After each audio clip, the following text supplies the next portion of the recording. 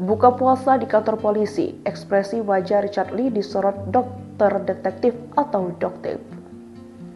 Tak datang sendiri, Richard Lee nampak hadir didampingi kuasa hukumnya. Makasih dengan kalian semuanya. Sebenarnya aku nggak mau kasih statement, tapi kalian dari pagi sampai malam sudah di sini.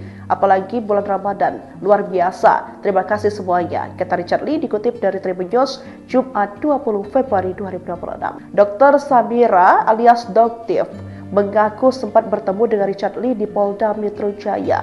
Kedatangan Doktif sendiri yakni untuk memastikan proses hukum berjalan dengan semestinya dan Richard Lee datang untuk diperiksa. Saat bertemu, Doktif menyebut Richard Lee terlihat panik dan wajahnya yang tampak pucat. Dia kelihatan panik, pucat, kusut. Memang terlihat orang yang stres aja, beber Doktif dikutip dari YouTube Intens Investigasi Jumat 20 Februari 2026. Disinggung soal rasa kasihan, Doktif mengaku tak merasa kasihan atau iba kepada seterunya.